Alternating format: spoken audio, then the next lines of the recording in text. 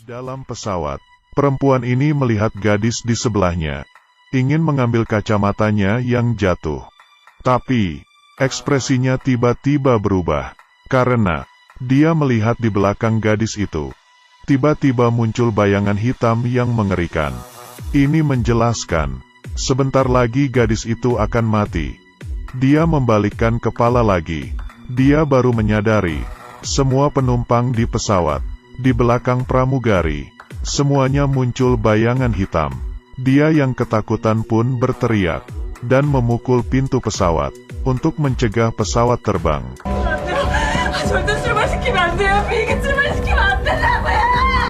Tapi akhirnya, dialah yang dianggap perusuh, lalu mengeluarkannya dari pesawat, dan pelan-pelan melihat pesawat itu terbang. Dan ternyata, tidak lama kemudian, diberitakan bahwa pesawat itu menghilang, dan semua penumpang mati. Tidak salah lagi, perempuan ini bernama Haram. Dari kecil dia sudah bisa meramal kematian seseorang. Hingga saat ini, bisa melihat kejadian kematian itu. Tetapi kemampuan melihatnya itu, tidak ada gunanya sama sekali. Karena orang lain tidak ada yang percaya dengan kata-katanya. Bahkan malah dia yang disangka sebagai orang aneh. Sangat cepat, Haram ditangkap dan dibawa ke kantor polisi. Polisi mencurigai dia ada hubungannya dengan hilangnya pesawat. Tanpa pilihan apapun, Haram hanya bisa mengatakan kemampuannya. Tetapi polisi sama sekali tidak percaya. Di saat itu, seorang wanita berlari datang, dan tidak hati-hati menabrak Haram.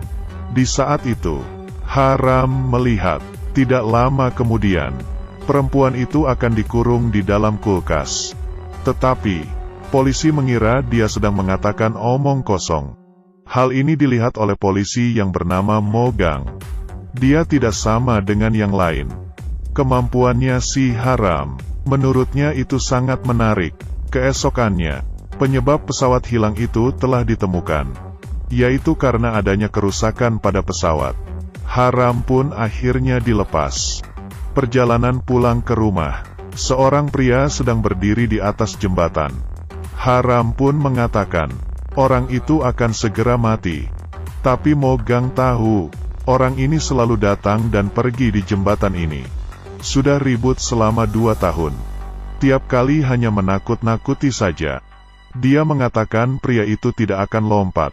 Tapi dia salah. Kali ini, pria itu beneran lompat ke bawah. Mogang pun akhirnya percaya dengan perkataan Haram. Dia memutuskan untuk menemui Haram. Menggunakan kemampuan melihatnya, mengubah nasib manusia. Dia pun dijadikan sebagai makhluk aneh penghalang kematian. Bisa melihat kejadian sebelum mati seseorang.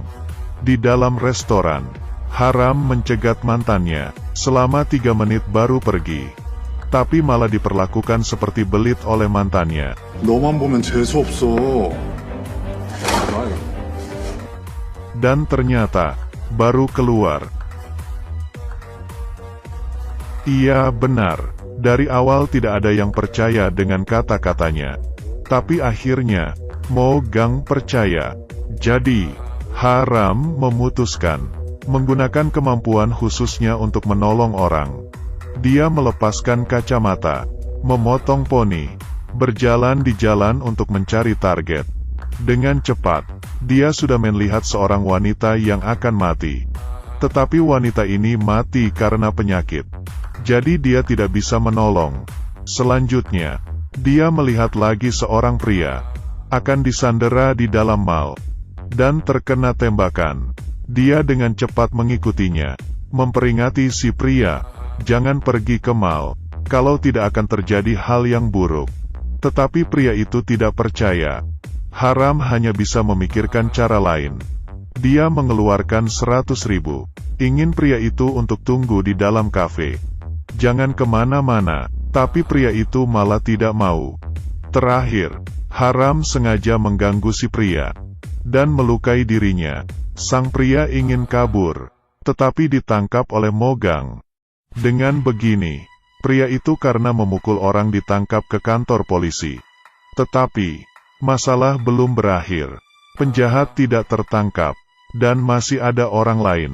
Haram berdasarkan bayangan yang dilihatnya.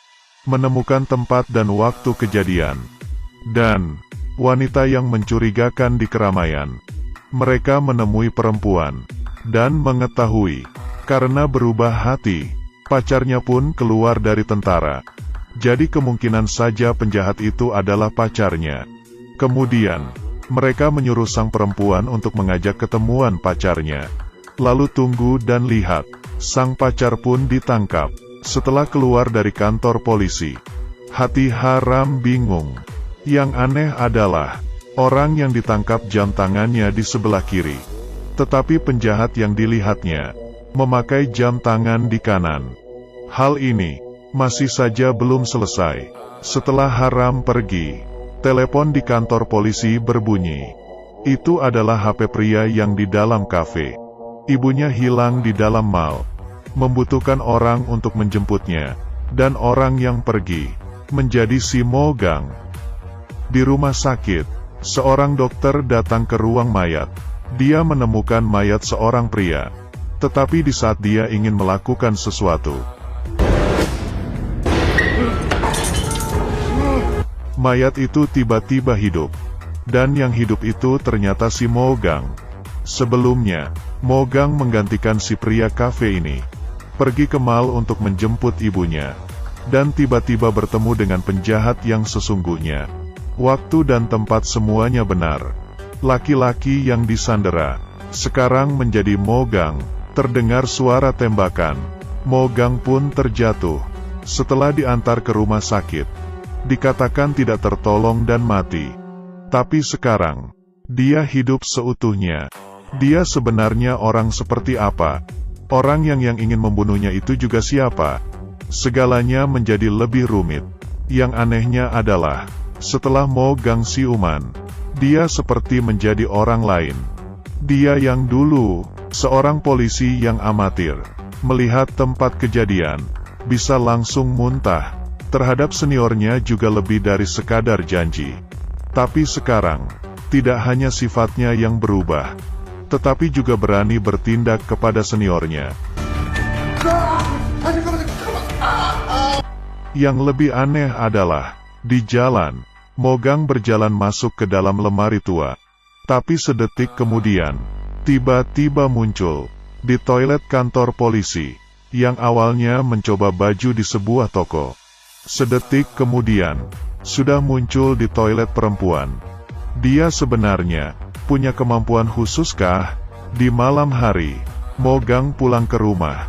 Tapi di luar rumah, Mogang yang lainnya sedang perlahan-lahan berjalan masuk. Ini masih 2 episode awal dari drama Korea yang berjudul Kurang dari Black lebih besar dari. Cerita ini sudah bikin otak panas. Tetapi setiap episode selalu berhubungan. Benar-benar film yang lumayan untuk ditonton.